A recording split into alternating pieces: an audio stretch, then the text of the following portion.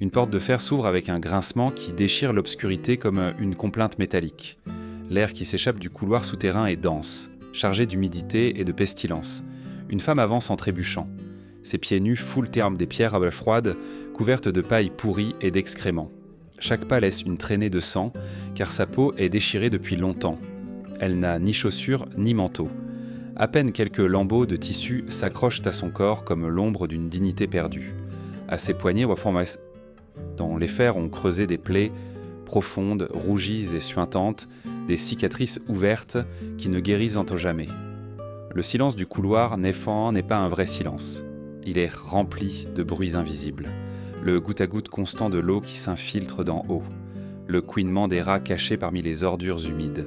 Le gémissement lointain d'une prisonnière qui ne se souvient plus de son propre nom. Et surtout, l'odeur insupportable. Une puanteur qui mêle urine, excréments, chair en décomposition et maladie. Un air si épais qu'il semble coller à la gorge, obligeant à avaler la douleur comme une punition supplémentaire. Les gardes la poussent dans une cellule.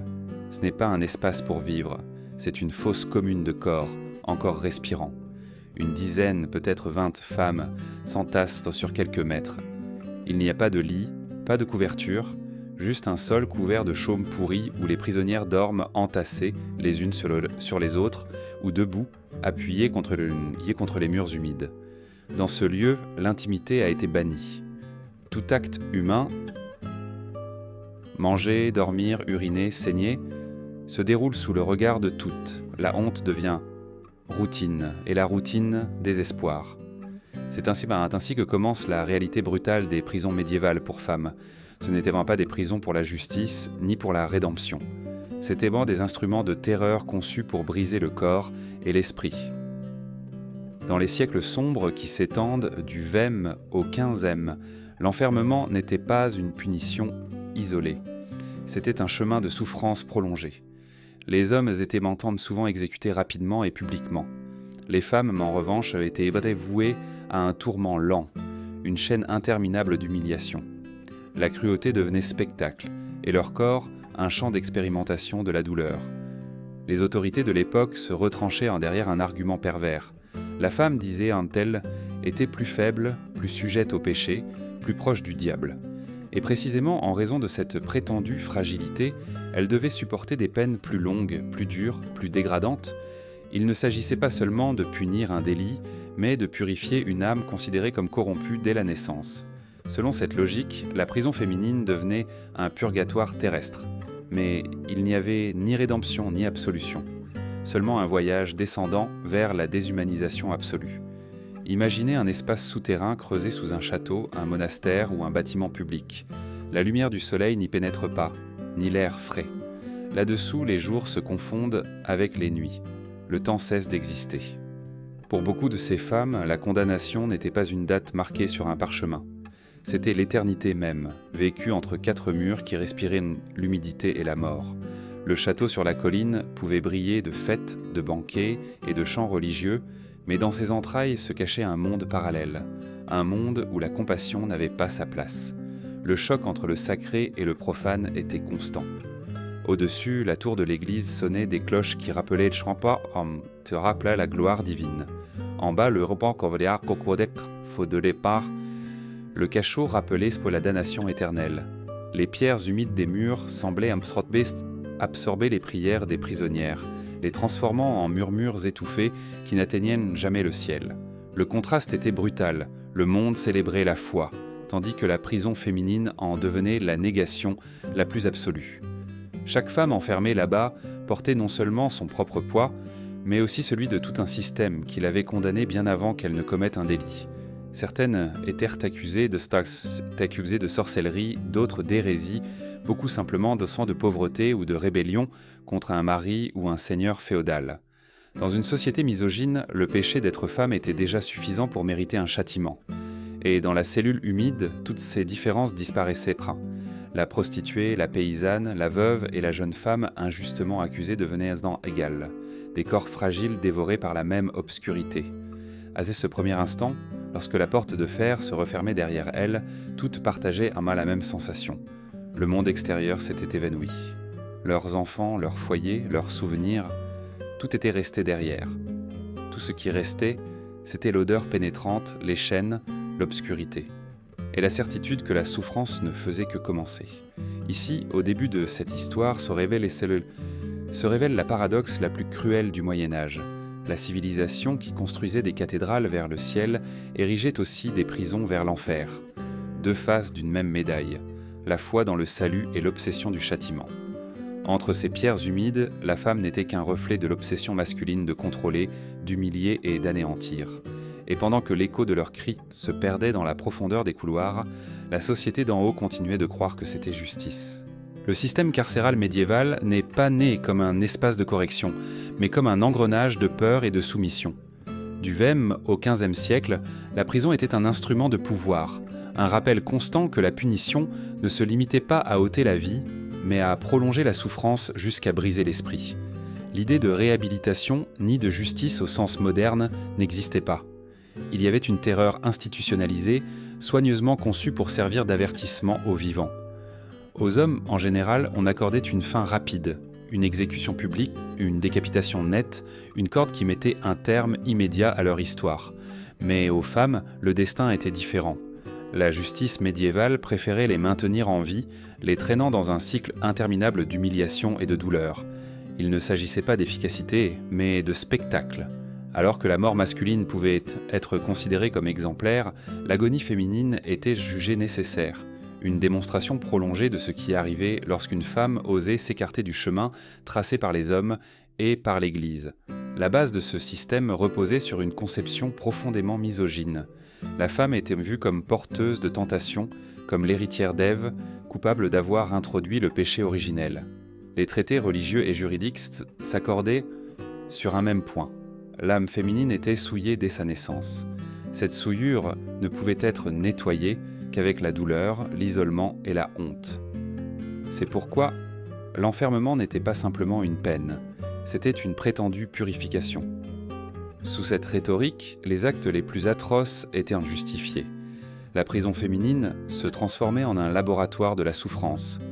Les cachots étaient reconstruits dans les endroits les plus sombres des châteaux, monastères et bâtiments publics. Là où la lumière du soleil n'atteignait pas, le pouvoir exerçait sa vraie force.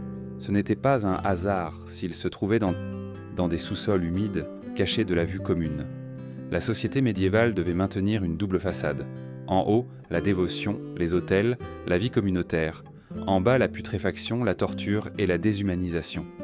La prison était le visage caché de la même civilisation qui élevait des cathédrales. Les espaces destinés aux femmes avaient des caractéristiques encore plus cruelles que ceux des hommes. Ils étaient situés au niveau les plus profonds, où l'humidité était constante et l'air vicié. Le simple fait de respirer devenait un effort. Une cellule typique mesurait à peine 3 mètres de côté, mais pouvait contenir jusqu'à 20 prisonnières. Les murs suintaient en l'eau, le sol était toujours boueux. Il n'y avait pas de place pour s'allonger, et quand il y en avait, le repos était partagé avec des corps malades et tremblants, entassés dans un silence interrompu seulement par la toux et les sanglots. Cet entassement n'était pas un accident logistique, il faisait partie du châtiment. Ôter à une personne la possibilité d'espace, d'air, de mouvement, équivalait à lui nier son humanité. Cela transformait les femmes en bétail, obligées de partager chaque excrétion, chaque douleur, chaque battement de désespoir. Là, les limites entre l'humain et l'animal étaient délibérément effacées. La prison médiévale ne voulait pas enfermer, elle voulait transformer, de femme en objet, d'âme en résidu. Le pouvoir jouait avec l'idée de la honte comme instrument. L'entassement générait l'impossibilité de l'intimité, uriner, déféquer, avoir ses règles, pleurer, tout se déroulait sous les yeux des autres, l'humiliation était continue. Ce que nous entendons aujourd'hui par droits minimaux était impensable à cette époque. Chaque acte de besoin fondamental se transformait en un rituel de dégradation. Et dans ce scénario, les gardiens renforçaient l'idée que les prisonnières n'étaient pas des femmes, mais des corps jetables qui pouvaient être observés, punis ou ignorés à leur convenance. La prison, plus qu'un espace physique, était un symbole. Elle représentait la vision médiévale de la justice comme un spectacle sanglant, comme un théâtre de cruauté qui devait marquer la mémoire de la communauté. Les cellules, humides et sombres, étaient la scène où se jouait l'œuvre du châtiment éternel. Les prisonnières étaient étaient les actrices pornées, forcément, et leur corps les scripts écrits par un système qui ne cherchait pas de réponse, mais l'obéissance. Si l'on observe la structure sociale de l'époque, on comprend mieux pourquoi cet appareil se maintenait. Dans un monde gouverné par des seigneurs féodaux, des évêques et des monarques, l'autorité se consolidait par la peur. Chaque prison féminine était un engrenage dans un réseau plus vaste de contrôle. La douleur privée de ces femmes renforçait l'ordre public à l'extérieur.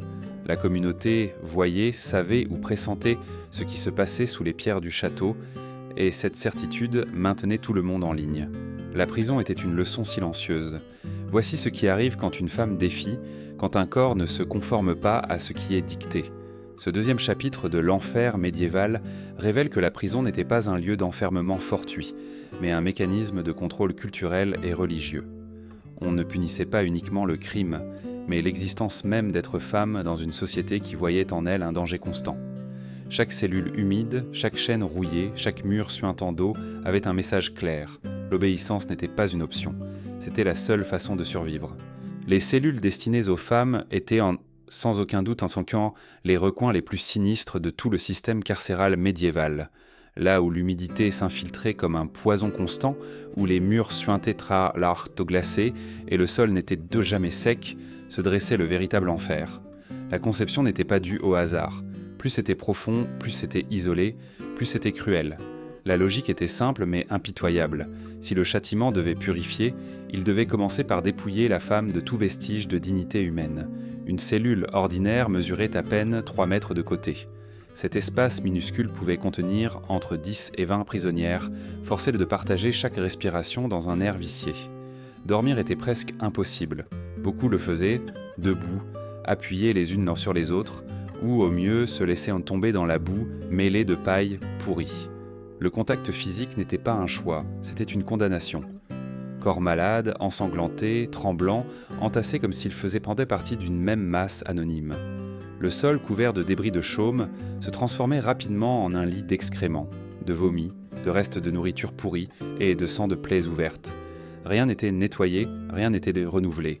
Des mois, voire des années, accumulaient entre des couches de saleté jusqu'à transformer la cellule en un marécage fétide. La peste s'imprégnait dans la peau, dans les cheveux, dans la respiration. C'était une odeur qui ne pouvait plus être séparée du corps. L'odeur de la prison était l'odeur de l'existence elle-même.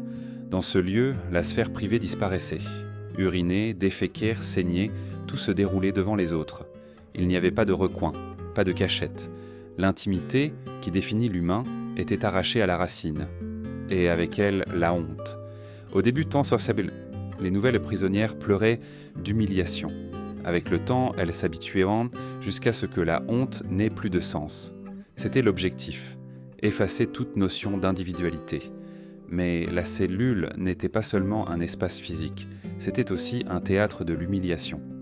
Les gardiens savaient que l'entassement générait des bagarres, du désespoir, des inimitiés, et ils observaient avec plaisir comment les prisonnières, soumises à la pénurie, devenaient rivales pour un morceau de paille sèche, pour un coin moins humide, pour un moment de silence.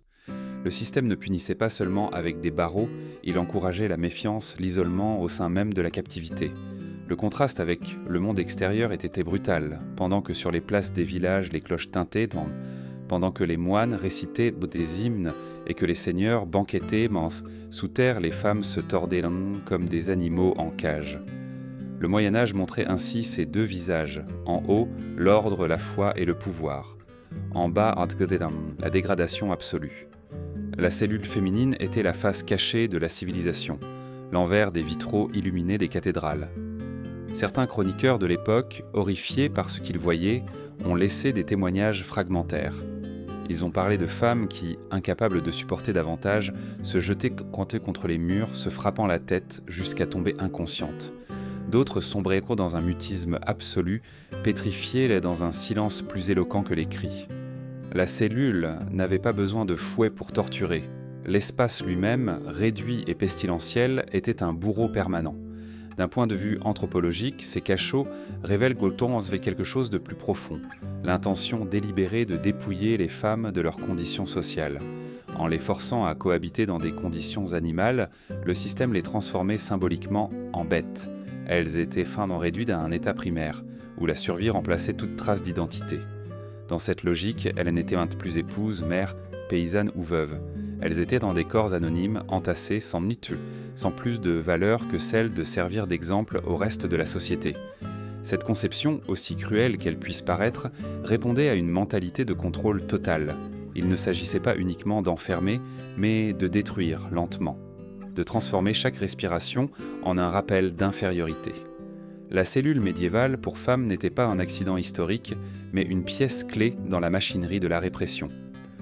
Dans ce troisième cercle de l'enfer carcéral, la femme ne trouvait plus ni refuge ni espoir. Seulement de la boue, l'obscurité et des corps emmêlés dans une souffrance collective. Et tandis que l'écho de ces gémissements se perdait dans les couloirs humides, la société d'en haut, étrangère ou indifférente, continuait de croire que c'était justice, que cet enfermement était nécessaire pour maintenir l'ordre et la foi. La honte du corps devint l'un des instruments de torture les plus efficaces dans les prisons médiévales pour femmes. L'enfermement n'attaquait pas seulement la faim ou le froid, mais aussi l'intimité la plus fondamentale. Là, au milieu de l'obscurité, tout acte humain se transformait en humiliation. Déféquer sur la même paille où l'on dormait, saigner pendant les menstruations devant des inconnus, uriner sans possibilité de s'isoler, étaient des routines inévitables. La cellule, de par sa conception, transformait chaque besoin physiologique en une punition supplémentaire. Le sol était une mosaïque de saletés accumulées, couches d'excréments, de vomi, de restes de nourriture pourrie et de sang de plaies ouvertes. Chaque pas enfonçait les pieds-gants nus dans un mélange nauséabond qui infectait la peau et laissait des plaies permanentes. La puanteur était si insupportable que même les gardes évitaient de s'approcher trop longtemps des cellules féminines. Mais pour les prisonnières, il n'y avait pas d'échappatoire. Elles respiraient cet air empoisonné à chaque minute, jusqu'à ce que l'odeur fasse partie d'elle-même. Le corps devenait l'ennemi. Les vêtements, lorsqu'ils ne se réduisaient pas à des haillons, s'imprégnaient un peu rapidement d'humidité et de saleté. En quelques mois, ils pourrissaient littéralement sur la peau. Les femmes n'avaient un accès ni à de l'eau propre ni à des vêtements de rechange. Elles étaient obligées sans doute de porter les mêmes vêtements jusqu'à ce qu'ils tombent en lambeaux, restant nues, exposées au froid et au regard lubrique des geôliers. La nudité, dans ce contexte, n'était pas un accident. C'était une stratégie, dépouiller la femme de son dernier voile de dignité. L'humiliation du corps avait aussi un sens religieux. Dans la mentalité médiévale, l'impur était synonyme de péché. En obligeant les prisonnières à cohabiter avec leurs propres déchets, les autorités renforçaient l'idée qu'elles étaient des créatures corrompues, indignes de compassion. La saleté se transformait en un symbole visible de la prétendue tâche spirituelle qu'elles portaient depuis leur naissance en tant que descendantes d'Ève.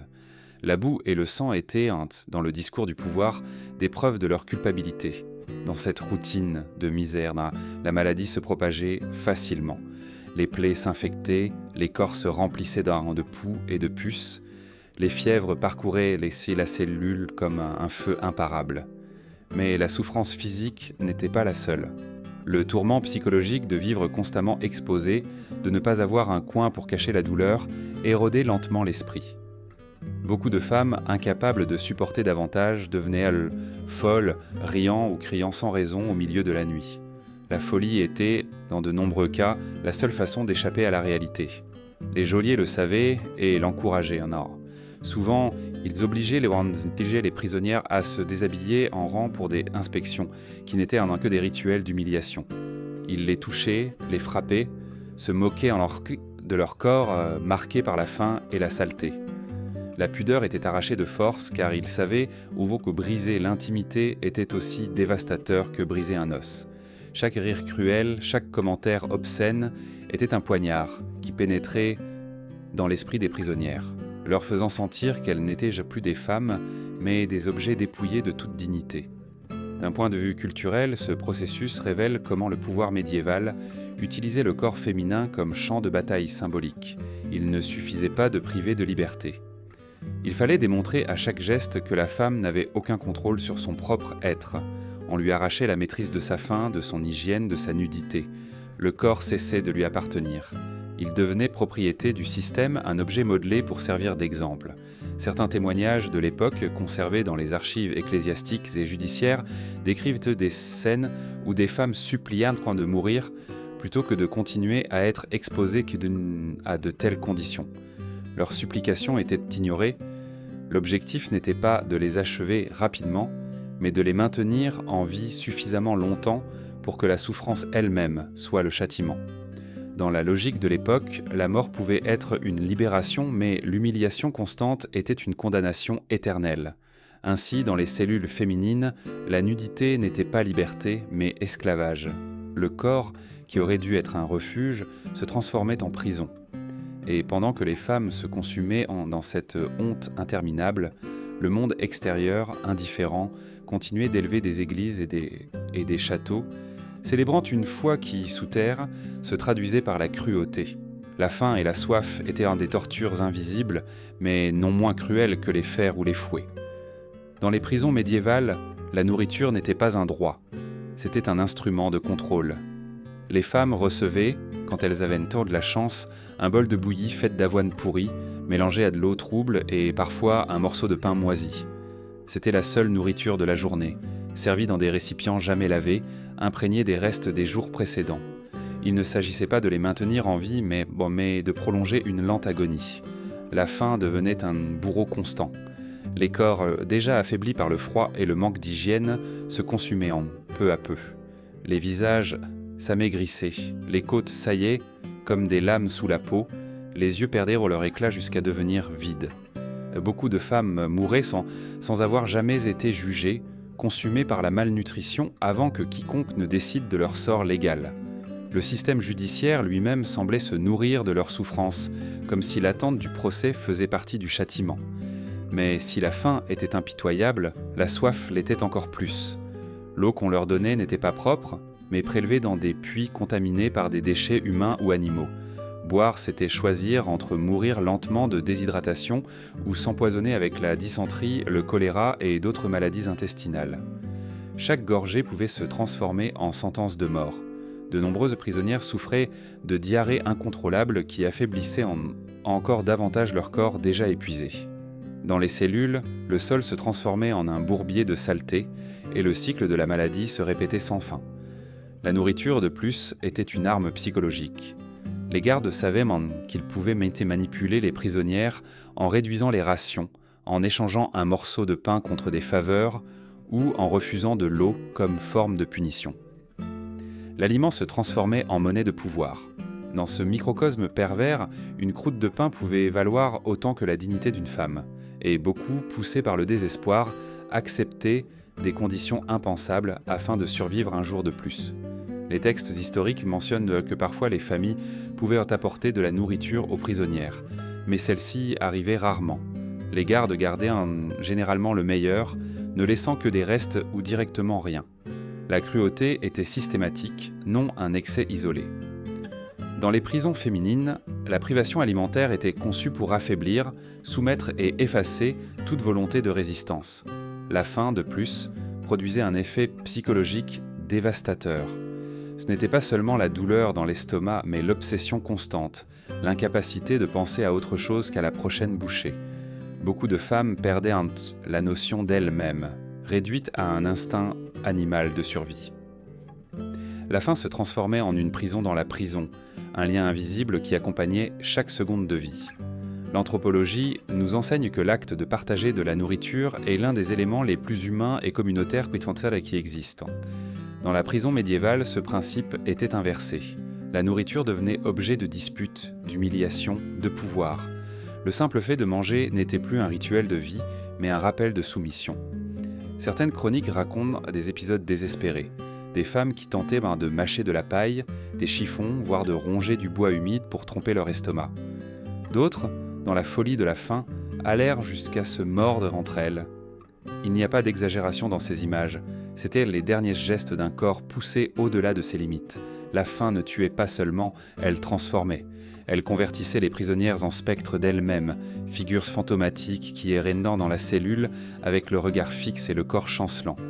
La prison médiévale savait qu'un estomac vide était une âme brisée. Et dans cette logique cruelle, la faim n'était pas une conséquence de l'enfermement, c'était le cœur même de la condamnation. Un tourment silencieux qui consumait sans besoin de fouet ni de bûcher. Et pendant que le monde extérieur banquetait dans des châteaux illuminés, En bas, dans les cachots, la faim devenait le véritable bourreau, celui qui ne se reposait jamais. Le froid et la nudité étaient comme des bourreaux invisibles qui travaillaient sans relâche à l'intérieur des prisons médiévales. Dans ces cachots humides, où le soleil n'entrait jamais, l'hiver était une sentence de mort.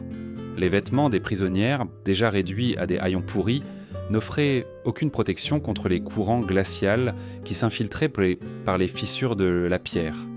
Beaucoup de femmes mouraient non sous le fil d'une épée, mais en tremblant, les os gelés, s'étreignant les unes les autres dans une tentative inutile de conserver la chaleur.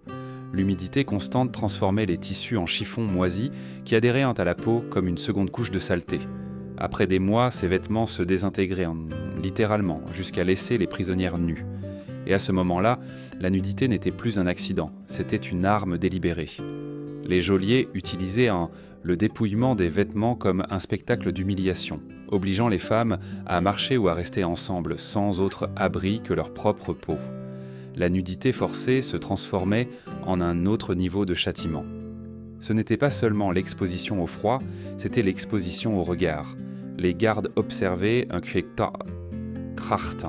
Ils se moquaient, ils s'y touchaient l'art. La pudeur féminine était arrachée avec brutalité, car ils savaient ainsi que briser l'intimité était aussi dévastateur que briser un os. Chaque rire cruel, chaque commentaire obscène était un poignard qui pénétrait dans l'esprit des prisonnières, leur faisant sentir qu'elles n'étaient plus des femmes, mais des objets dépouillés de toute dignité. Le froid, de plus, avait un effet physique implacable. Les articulations s'engourdissaient, les doigts noircissaient par manque de circulation.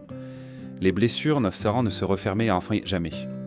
L'hypothermie arrivait silencieusement avec des frissons qui se transformaient en délire jusqu'à ce que le corps cesse simplement de résister. Les témoignages fragmentaires parlent de femmes qui s'endormaient sur le sol glacé et ne se réveillaient en jamais. Il n'y avait pas besoin de bûcher ni d'épée. L'hiver lui-même était un bourreau fidèle du système. D'un point de vue symbolique, la nudité dans la prison médiévale acquérait une signification troublante. Dans la théologie de l'époque, le corps nu évoquait le péché, la tentation, la honte. Obliger les prisonnières à rester sans vêtements ne satisfaisait pas seulement le sadisme des gardes. Cela servait aussi de mise en scène de leur culpabilité. C'était comme si la société leur rappelait que, dépouillées de leurs vêtements, elles restaient exposées dans leur prétendue nature corrompue. Ainsi, le châtiment physique s'entremêlait avec le religieux et le moral. Le froid et la nudité, ensemble, fonctionnaient comme une lente érosion de l'esprit. La femme qui entrait dans la cellule avec peur, après des semaines à trembler et à se cacher dans la pénombre, finissait par perdre toute notion d'elle-même. Elle n'était plus mère, fille, paysanne ou artisan. Elle était à peine un corps tremblant, réduit à l'instinct, privé de la chaleur humaine qu'il avait autrefois définie. Cette méthode d'humiliation démontre comment le pouvoir médiéval était expert dans la transformation du quotidien en torture. L'abri, les vêtements, l'intimité, tout ce dont une personne a besoin pour se sentir humaine, était transformé en un privilège refusé. La prison non seulement enfermait, elle dépouillait, arrachait couche après couche d'humanité jusqu'à laisser une carcasse vide. Et tandis qu'en haut, les châteaux allumaient des torches pour éclairer des banquets, en bas, dans les cachots, les femmes se consumaient dans l'obscurité, nues, couvertes de froid et de honte. Le contraste était absolu, le luxe du pouvoir face à la vulnérabilité totale de celles qui étaient considérées indignes. Le corps féminin, dépouillé et exposé, se transformait en la toile où la société médiévale peignait sa cruauté. Les gardiens des prisons médiévales étaient fréquemment des hommes abrutis par le pouvoir qui leur était accordé. Pour eux, les femmes incarcérées n'étaient pas des êtres humains, mais des jouets jetables pour leurs instincts sains les plus sombres. Dans la pénombre des cellules, l'abus sexuel est devenu une pratique systématique, un secret de polichinelle que personne ne dénonçait, car la voix d'une prisonnière n'avait aucune valeur devant les tribunaux. La prison était un espace clos, sans témoins externes, où l'impunité régnait en maître absolu. Les jeunes femmes des landes considérées jeunes plus attirantes étaient les plus exposées. Les gardes les choisissaient à volonté, les traînant hors des cellules pour les violer dans des couloirs humides ou simplement en présence des autres prisonnières. La violence était brutale, sans limite. Celles qui tentaient de résister recevaient des coups qui les laissaient inconscientes. Les plus âgées, en revanche, étaient victimes d'un autre type de cruauté. Elles étaient utilisées comme cible de coups, de fauns, de moqueries, de châtiments physiques qui ne procuraient pas de plaisir sexuel, mais une satisfaction dans l'humiliation. La différence d'âge n'offrait aucune protection. Toutes, sans exception, étaient tombées sous la même domination dépravée. La sexualité dans ce contexte n'était pas désir mais pouvoir. Chaque acte de viol était aussi un acte politique, une démonstration de hiérarchie. Le message était clair, le corps féminin ne leur appartenait pas, il appartenait au système, aux gardiens, à tout homme qui décidait de l'utiliser. Et cette certitude brisait tout reste de dignité qui aurait pu subsister chez les prisonnières. Les conséquences étaient dévastatrices. Beaucoup de femmes tombaient enceintes en prison, fruit de ces viols systématiques. La grossesse n'était pas un motif de compassion. Au contraire, c'était une autre forme de condamnation. Accoucher sur un sol froid et sale, sans aide médicale, était presque toujours une sentence de mort. Certaines mouraient pendant l'accouchement, d'autres quelques jours après, infectées et épuisées par la malnutrition. Les enfants, quand ils survivaient, affrontaient d'un destin tout aussi atroce, abandonnés pour mourir, vendus comme esclaves ou livrés à des institutions religieuses où ils étaient traités comme des serviteurs. Le cercle de la douleur se répétait génération après génération. Les mères qui tentaient de protéger leurs enfants étaient punies avec une plus grande brutalité, comme si l'acte de maternité en soi était une offense. La prison ne détruisait pas seulement les femmes, elle effaçait aussi toute possibilité d'avenir pour leurs descendants. D'un point de vue psychologique, cette violence n'était pas accidentelle, elle était intentionnelle. Les gardiens savaient que le viol non seulement blessait le corps, mais dévastait l'âme. Il brisait la résistance, instaurait une peur permanente, transformait la victime en un être obéissant, soumis.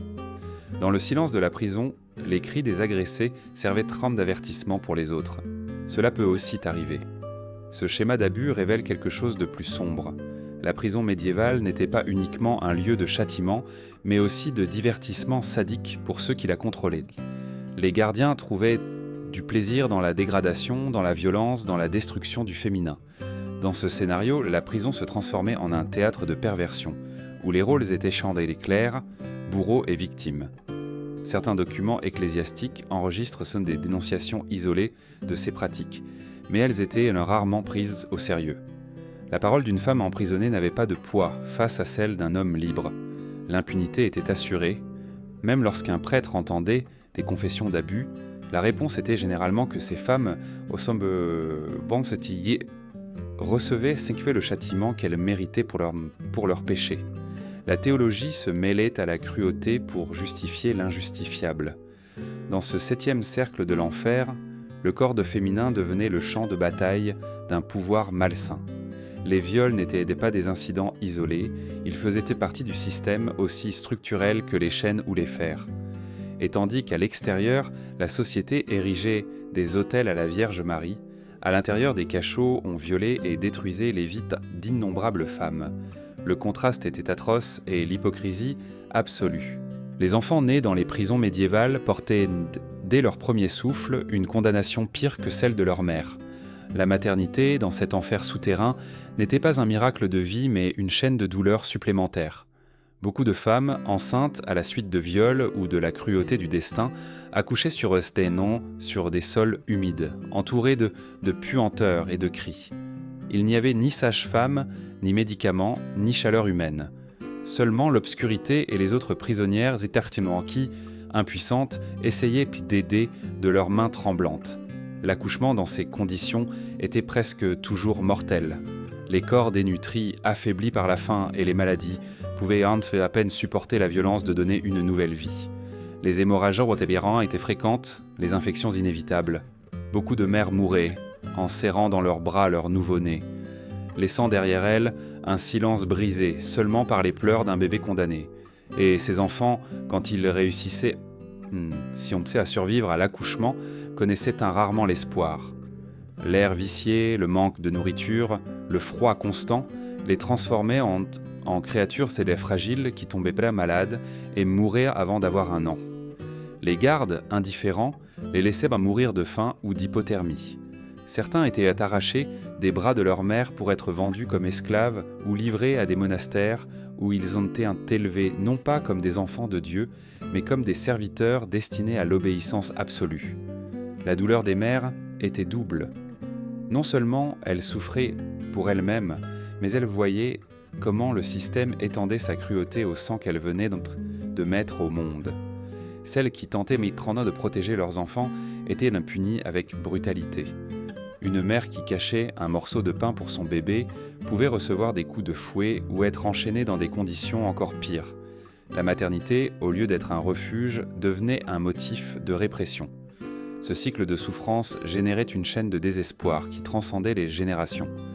Les filles nées en prison, lorsqu'elles survivaient, grandissaient dans la même logique de soumission, souvent condamnées à répéter l'histoire de leur mère. Le système carcéral ne punissait pas seulement les femmes, mais détruisait toute possibilité d'avenir pour leur descendance. D'un point de vue symbolique, cette cruauté révèle l'intention la plus profonde du pouvoir médiéval, effacer la continuité de la vie féminine. L'utérus, source d'espoir, était transformé en instrument de châtiment. L'enfant, qui dans tout autre contexte serait une bénédiction, était en prison traité comme une charge, comme un stigmate, comme une marchandise. La maternité était manipulée pour renforcer le message de contrôle. Même l'acte le plus sacré de donner la vie pouvait être transformé en torture. Certains témoignages médiévaux recueillent des cas déchirants. Des mères qui, voyant leurs enfants au bord de la mort, suppliaient à les gardes de les sortir au moins à la lumière du soleil pendant quelques minutes. La réponse était généralement l'indifférence ou la moquerie. D'autres fois, l'enfant était autorisé à vivre, mais seulement pour être arraché plus tard, augmentant la douleur maternelle à l'extrême. La prison n'était pas seulement un lieu de chaîne, c'était un scénario de tragédie perpétuelle. Ainsi, dans ce 8e cercle d'horreur, la souffrance ne se terminait pas avec la femme, mais se prolongeait dans la chair innocente de ses enfants. Le cachot se transformait en une tombe collective, non seulement pour les prisonnières, mais aussi pour les générations qui n'ont jamais connu le monde extérieur. Et pendant ce temps, la société médiévale, convaincue qu'elle accomplissait la volonté divine, continuait de justifier cet enfer au nom de l'ordre et de la morale. Rouen. La maladie était une visiteuse constante dans les prisons féminines du Moyen-Âge, un bourreau silencieux qui n'avait pas besoin d'armes pour tuer. Là où la boue se mêlait au sang et aux excréments, la peste trouvait un terrain fertile. Les épidémies se propageaient comme un feu dans l'obscurité. Peste bubonique, tuberculose, syphilis, dysenterie. Chaque souffle partagé dans un espace réduit était une sentence de contagion. Les femmes vivaient infestées de poux, de puces et de rats. Ces animaux invisibles dans la pénombre étaient les véritables maîtres du cachot. Ils rampaient entre les corps, mordaient les peaux faibles, transmettaient dans des maladies qui, en quelques jours, pouvaient en transformer une petite plaie en une infection mortelle. La moindre égratignure, dans ces conditions, se transformait en une plaie noire, enflée, qui suintait du pus jusqu'à ce que la chair elle-même commence à se détacher. La gangrène, sans médecin ni remède, avançait sans pitié. La souffrance physique n'était que la moitié du tourment. La vision des compagnes mourant les unes après les autres, couvertes de taches noires, délirant entre les fièvres, créait une atmosphère de terreur permanente. Les prisonnières savaient qu'il n'y avait pas d'échappatoire. Chaque toux, chaque gémissement fiévreux pouvait être l'annonce que la mort s'approchait de leur côté de la cellule. La peur de l'infection était aussi grande que la maladie elle-même, un poison psychologique qui dévorait l'espoir. L'eau contaminée était l'un des principaux vecteurs de ces fléaux. La boire, c'était comme ingérer du poison à petit feu. La dysenterie provoquait des diarrhées incontrôlables, affaiblissant les corps à l'extrême. La déshydratation tuait plus de femmes que les châtiments des gardes. Et pourtant, les bourreaux du système le savaient et n'intervenaient pas. La soif était un outil de contrôle supplémentaire et la maladie une alliée silencieuse. La peste noire, qui a ravagé l'Europe au XIVe siècle, a transformé les prisons en véritables cimetières vivants. Les chroniques mentionnent des cellules entières où toutes les prisonnières sont mortes en quelques semaines. Les cadavres s'accumulaient dans les coins car les gardes mettaient des jours à les retirer et les survivantes étaient obligées de cohabiter avec les corps en décomposition. La puanteur était insupportable. Les vers apparaissaient parmi la paille et pourtant la routine continuait. Du point de vue culturel de l'époque, ces maladies étaient considéré comme un châtiment divin. Les prêtres qui visitaient les prisons rappelaient souvent aux femmes que les fièvres étaient le signe de la colère de Dieu, conséquence de leurs péchés.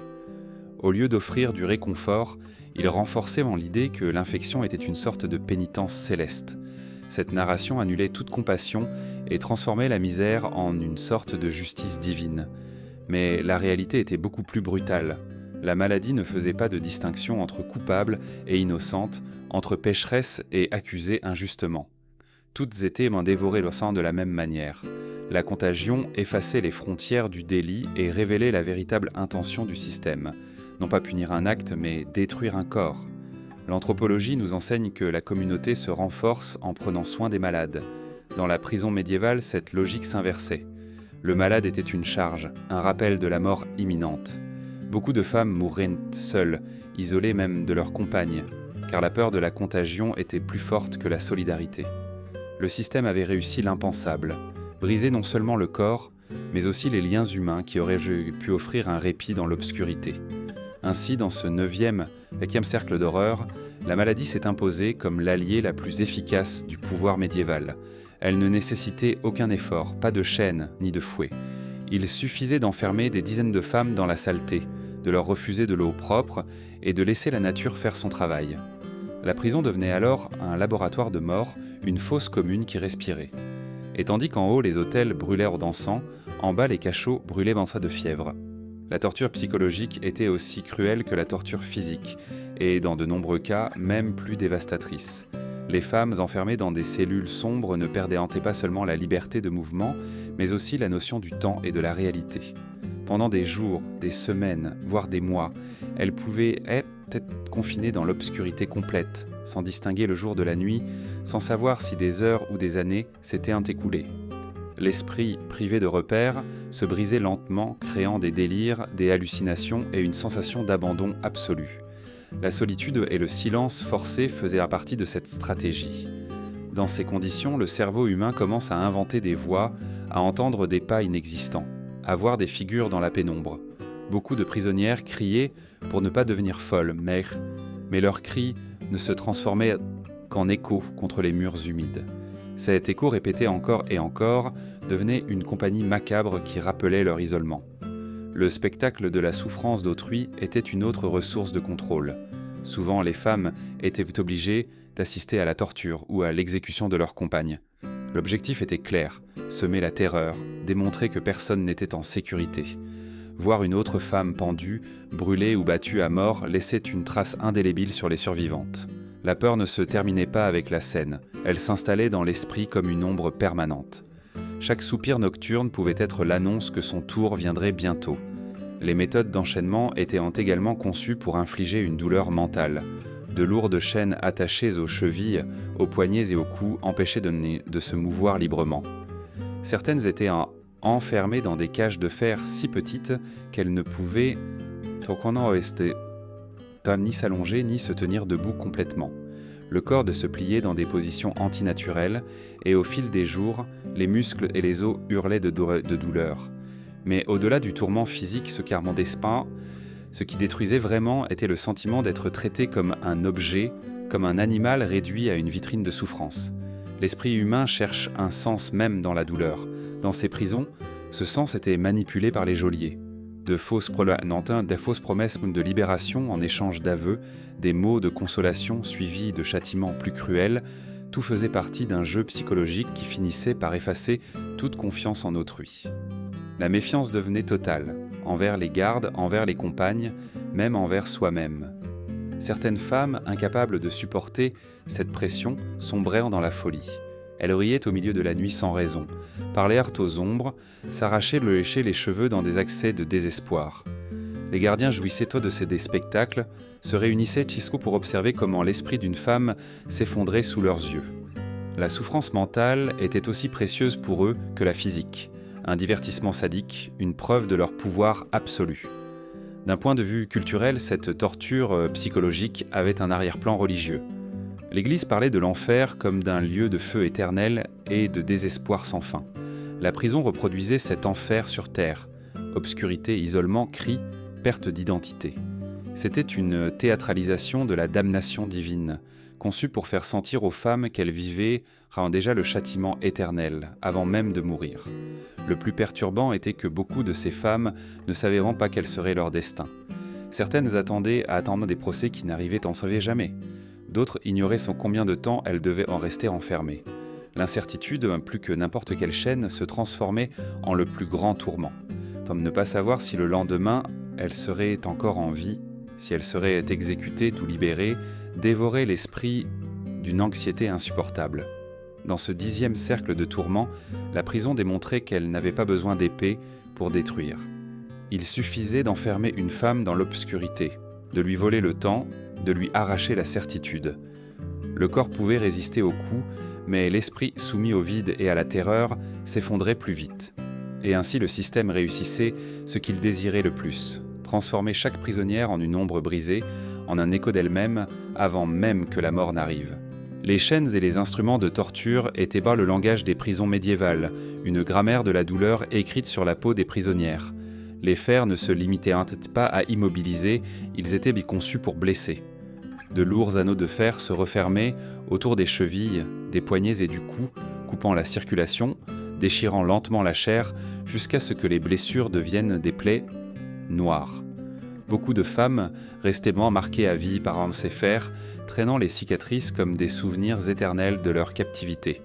Certaines étaient enchaînées au mur, forcées de rester debout pendant des jours, jusqu'à ce que leurs jambes ne puissent plus les soutenir. D'autres étaient enfermées dans des cages si petites que le corps ne pouvait ni s'étirer ni se recroqueviller. Elles devaient rester courbées dans des positions impossibles, subissant une douleur insupportable qui transformait chaque seconde en une torture interminable. Le fer rouillé devenait une seconde peau, une peau qui coupait et brûlait. Mais le tourment ne se limitait pas à la cellule. Les exécutions publiques de femmes étaient un spectacle conçu pour terroriser autant les prisonnières que la population extérieure. Alors que les hommes étaient généralement décapités rapidement, aux femmes étaient réservées des morts plus longues et plus humiliantes. Le bûcher était le favori. Les accusés de sorcellerie ou d'hérésie étaient attachés à un poteau et entourés de bois. Le feu ne s'allumait pas d'un coup, mais lentement, pour prolonger la souffrance. Les flammes léchaient d'abord les pieds, montaient doucement, dévorant la chair au milieu des cris. La foule observait, convaincue d'assister à la justice divine, alors qu'en réalité, elle assistait à un rituel de cruauté calculé. D'autres fois, l'eau était le bourreau. Les femmes étaient attachées à des chaises spéciales, immergées peu à peu dans des rivières ou des étangs. Le corps luttait instinctivement pour respirer, se tordait, tentait de s'échapper, mais les cordes le maintenaient prisonnier. Le spectacle consistait à observer comment les poumons se remplissaient d'eau, comment le désespoir se dessinait sur le visage de la condamnée avant que la mort ne la réduise au silence. Chaque bulle qui émergeait à la surface faisait partie du spectacle. Les prisonnières enceintes recevaient un traitement encore plus pervers. Bien que la loi interdise parfois d'exécuter une femme à un stade avancé de grossesse, cela ne signifiait pas compassion. Dans de nombreux cas, elles étaient battues, jusqu'à perdre le bébé. L'avortement forcé était considéré comme une punition supplémentaire, une manière de détruire non seulement la mère mais aussi l'enfant à naître. Et celles qui parvenaient à accoucher le faisant dans des conditions inhumaines, beaucoup mourant dans des convulsions de douleur, abandonnées sur un sol gelé et sale. La cruauté n'était pas fortuite. C'était un système bien pensé, une chorégraphie de la souffrance. Les instruments de fer, les bûchers, les eaux noires, tout faisait partie d'un théâtre de la terreur destiné à maintenir la société sous contrôle. Les cris des femmes n'étaient pas seulement une punition pour elles, ils étaient un avertissement pour toutes les autres. Chaque étincelle du bûcher, chaque chaîne rouillée envoyait un message. L'obéissance est la seule façon de survivre. D'un point de vue anthropologique, ces exécutions fonctionnaient comme des rituels de pouvoir. La foule, réunie sur la place, contemplait comment une femme était transformée en exemple. La douleur publique renforçait l'ordre social, alimentait l'idée que la femme devait être contrôlée, punie, détruite si nécessaire. C'était un sacrifice symbolique, un rappel que la vie féminine n'avait pas de valeur propre, mais seulement celle que le système décidait de lui accorder. Dans ce 11e cercle de l'enfer carcéral, la prison montrait son visage le plus cruel. Il ne suffisait pas d'enfermer et d'humilier, il fallait détruire publiquement, transformer la mort en spectacle. Et tandis que les bûchers éclairaient la nuit médiévale, les ombres des femmes consumées s'élevaient comme un témoignage silencieux d'une société qui confondait justice et barbarie.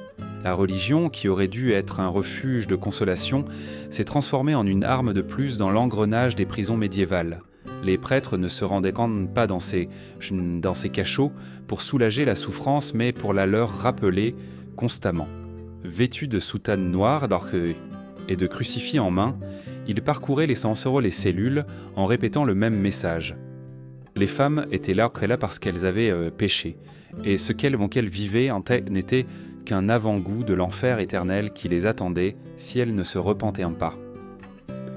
Au lieu d'écouter des confessions sincères, les clercs arrachaient pendant des déclarations forcées. Ils promettaient l'indulgence, un traitement plus humain, voire le pardon divin, si les prisonnières avouaient leurs crimes.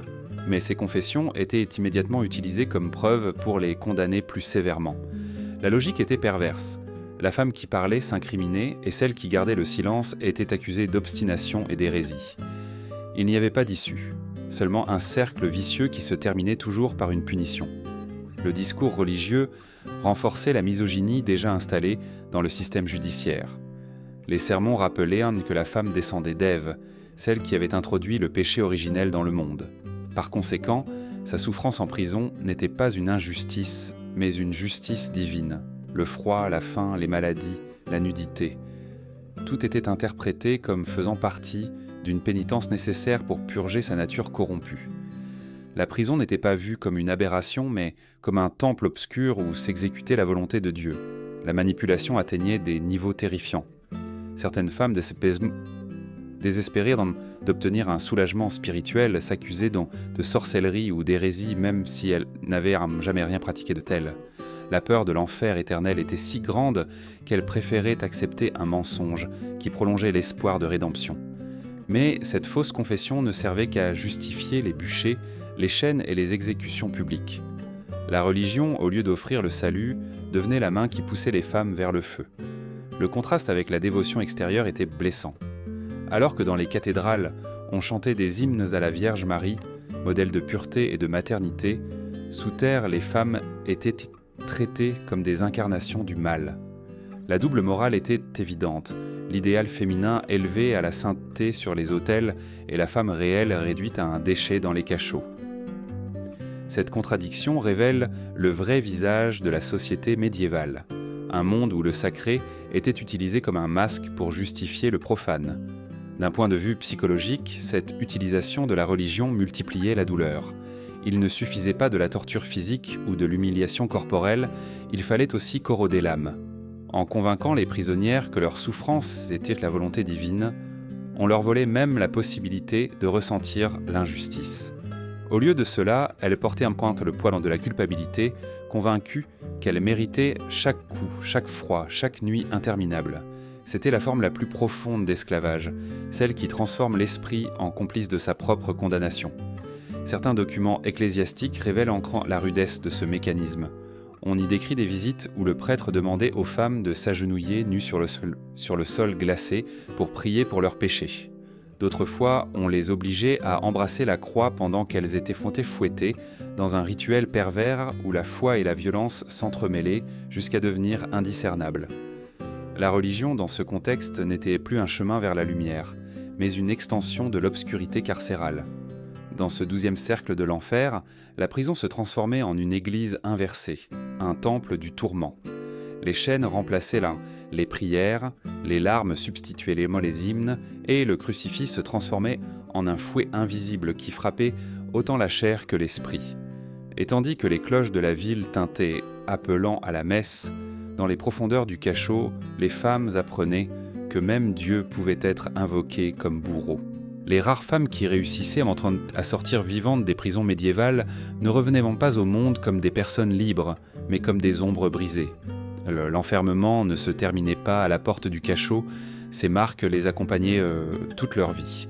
Les corps étaient déformés par les fers, chevilles enflées, poignets marqués de cicatrices profondes, dos courbés par des années de humidité et de chaînes. Beaucoup marchaient en traînant les pieds, comme si elles portaient encore le poids du fer.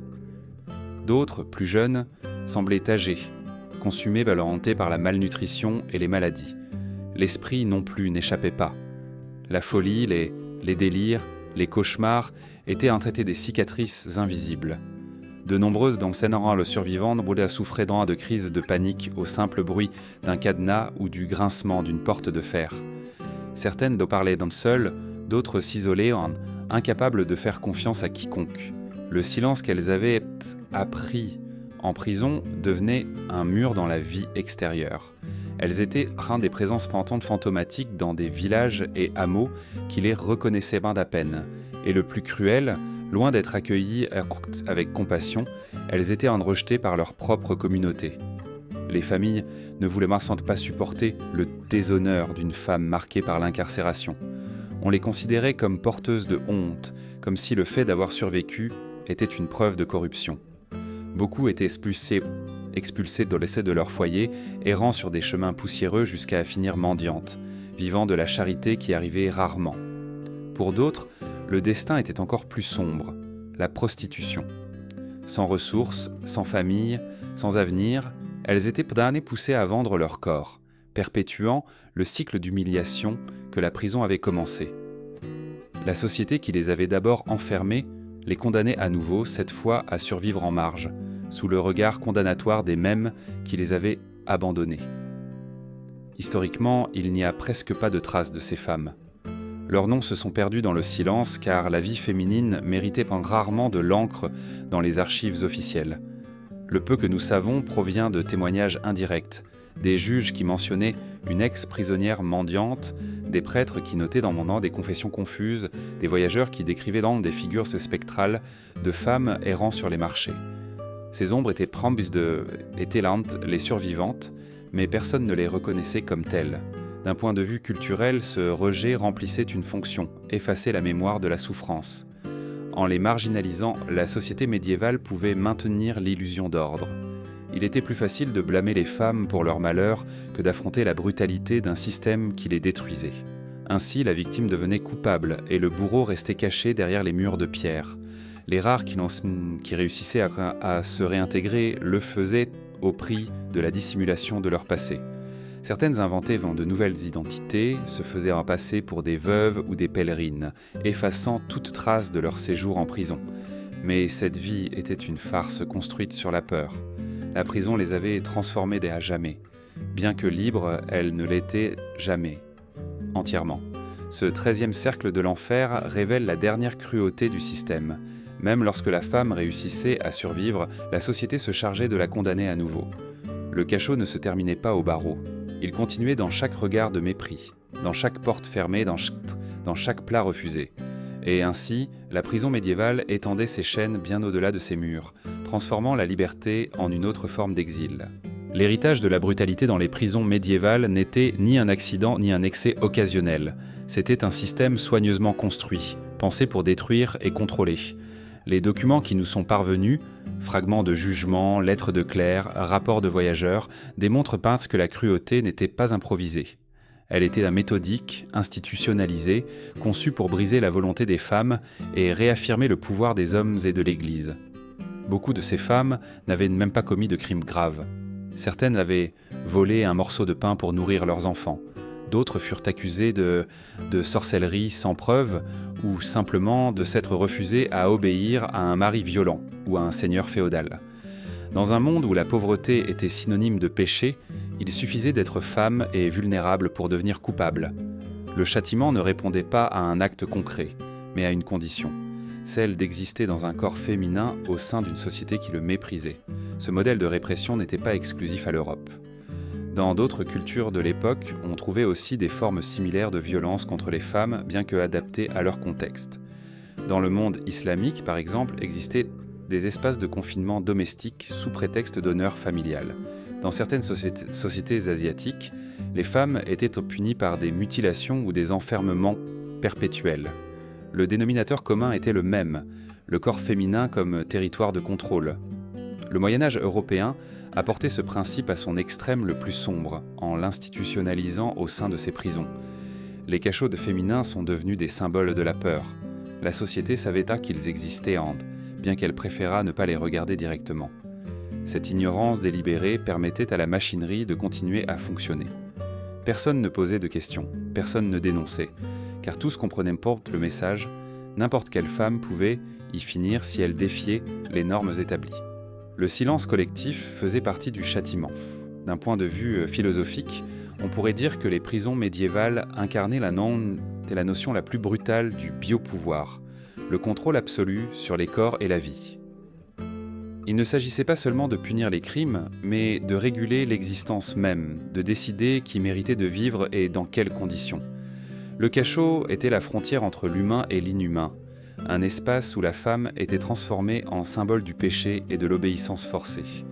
La cruauté était perçue comme un mal nécessaire, un acte de purification sociale. En détruisant quelques-unes, le système prétendait discipliner toutes les autres.